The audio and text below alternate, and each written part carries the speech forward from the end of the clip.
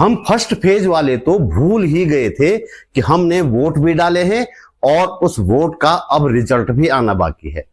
पिछले 1.5 महीने में हम बेगानी शादी में अब्दुल्ला दीवाना बने रहे और बिना बात कभी मंगलसूत्र, कभी मुसलमान, कभी मुजरा तो कभी महात्मा गांधी पर चर्चा करते रहे।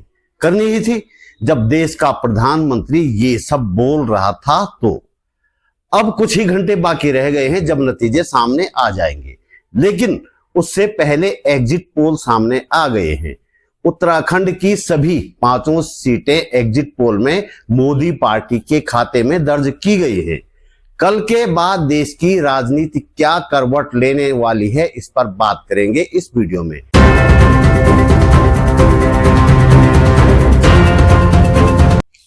नमस्कार, आप देख रहे हैं बात बोलेगी। मेरा नाम है त्रिलोचन भट्ट और मैं करता हूं सरकार की नहीं सरोकारों की बात। पहले बात करें एग्जिट पोल की। चुनाव की शुरुआत में मोदी पार्टी के मुखिया प्रधानमंत्री मोदी ने नारा दिया था, अब की बार 400 पार। इसे पूरे चुनाव में एक मजाक के रूप में देखा गया, इसलिए कि पिछले 5 सालों में मोदी सरकार ने ऐसा कुछ किया नहीं था कि इस बार उन्हें पिछली बार से ज्यादा सीटें मिल जाती। लेकिन 1 जून को जब एग्जिट पोल आए तो मोदी पार्टी को 400 के आसपास पहुंचा दिया गया। यही खेल है। अब जरा 2019 को याद कीजिए।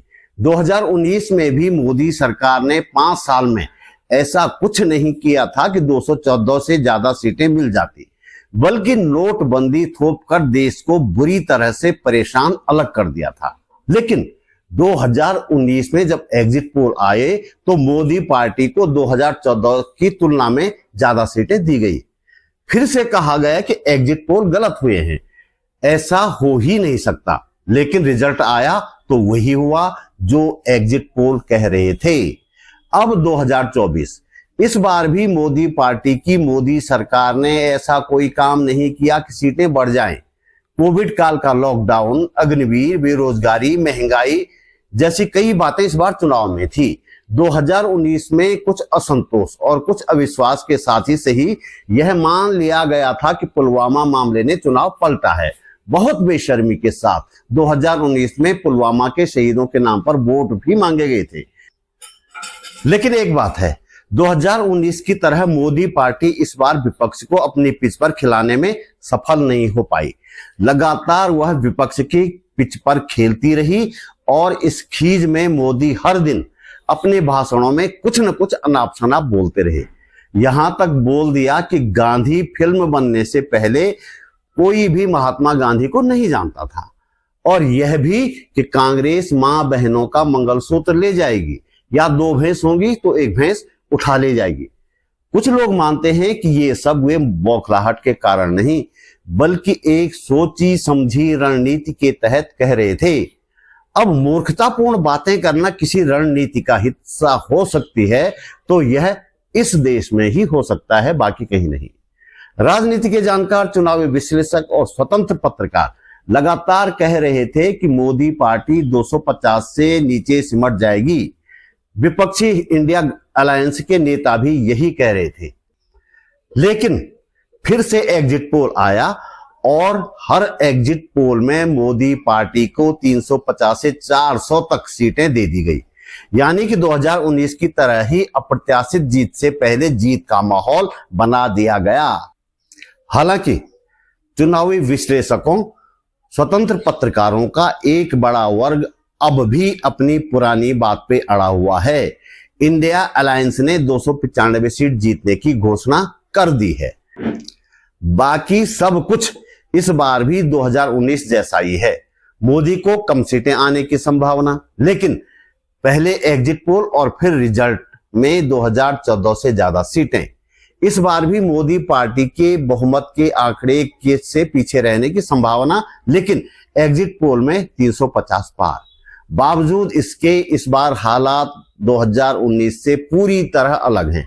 पहली बात तो यह कि पूरा विपक्ष एकजुट है, चुनाव से लेकर चुनाव के बाद तक एक मंच पर है, एक सुर में बात कर रहा है। ऐसे में इस बार विपक्ष रिजल्ट के साथ संभावित छेड़छाड़ को चुपचाप बैठा देखता रहेगा, इसमें शक है। विपक्ष ने इस बार कई ऐसे कदम उठाए हैं और ऐसी तैयारियां की हैं कि संभावित छेड़छाड़ का तुरंत पता चल जाएगा। इसमें सबसे ज्यादा महत्वपूर्ण है फार्म 17C। ये वो फार्म है जिसे हर बूथ पर मतदान संपन्न हो जाने के बाद उम्मीदवार के एजेंट को दिया जाता है। इस फार्म में उस बूथ पर पड़े एक एक वोट का ब्यौरा दर्ज होता था।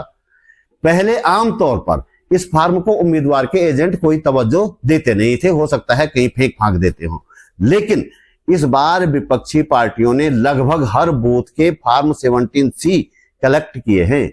उत्तराखंड में भी सभी सीटों पर इंडिया अलायंस से जुड़े लोगों ने ये फार्म कलेक्ट कर दिए हैं और अपने मतगणना स्थल पर मौजूद रहने वाले एजेंट को पूरी तरह से तैयार किया है कि यदि ईवीएम से निकले वोट और फॉर्म 17C में दर्ज वोटों की संख्या में कोई अंतर हो तो तुरंत ऐतराज दर्ज करना है। इसके अलावा होता यह भी था कि मतगणना के दौरान विपक्ष के एजेंट पर मनोवैज्ञानिक दबाव बनाया जाता था और वह हारने से पहले ही हार मानकर मतगणना स्थल छोड़ देता था। उसके बाद मतगणना स्थल पर कथित रूप से सत्ताधारी पार्टी के उम्मीदवार को जिता दिया जाता था। लेकिन इस बार विपक्ष ने अपने एजेंटों से साफ कह दिया है कि आखिरी वोट गिने जाने तक मतगणना स्थल पर बने रहना है। लेकिन इस बार मामला तू डाल डाल में पात पात वाला भी है। विपक्ष की पूरी तैयारियों को बेअसर करने के लिए मोदी पार्टी ने चुनाव आयोग की मदद से एक नया तरीका ढूंढ निकाला है।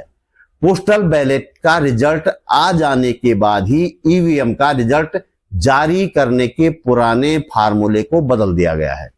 चुनाव आयोग की नई गाइडलाइंस के अनुसार अब ईवीएम का रिजल्ट पहले आ जाएगा। पोस्टल बैलेट की गिनती होती रहेगी। खास बात यह है कि इस बार पोस्टल बैलेट की संख्या पहले की तुलना में कई गुना ज्यादा है, क्योंकि इस बार बुजुर्गों और विकलांगों के वोट उनके घर पर जाकर डलवाए गए हैं। ऐसे में इस बात की पूरी आशंका है कि विपक्ष की कड़ी सतर्कता के कारण यदि ईवीएम से आने वाले रिजल्ट में कोई हेर फेर करना संभव न हो तो लास्ट में पोस्टल बैलेट से सत्ताधारी पार्टी के उम्मीदवार को जीत दिलाई जाए। हालांकि इंडिया अलायंस इस नए नियम के खिलाफ चुनाव आयोग से मिल चुका है, फिर भी यही व्यवस्था जारी रही तो विपक्ष को और भी ज्यादा सतर्क और सजग रहने की जरूरत होगी। जनादेश के अपहरण की आशंका को सिविल सोसाइटी और विभिन्न जन संगठनों ने भी रेखांकित किया है। इन संगठनों ने मतगणना के दौरान देश भर में मतगणना स्थलों के आसपास बने रहने के लिए अपने कार्यकर्ताओं से कहा है। जो भी हो, अब कुछ घंटे बाकी हैं। क्या वास्तव में नतीजे एग्जिट पोल की तरह ही रहने वाले हैं या उसके उलट आने वाले हैं? हालांकि चुनाव विश्लेषक लगातार कह रहे हैं कि यदि मोदी पार्टी को 240 से ज्यादा सीटें मिलती हैं तो ऐसा बिना जनादेश की चोरी के संभव नहीं है।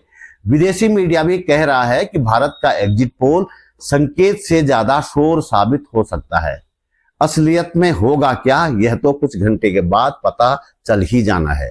लेकिन नतीजे जो भी हों, आने वाले दिनों में देश की राजनीति में बड़ी गहमा गहमी रहने की पूरी संभावना है।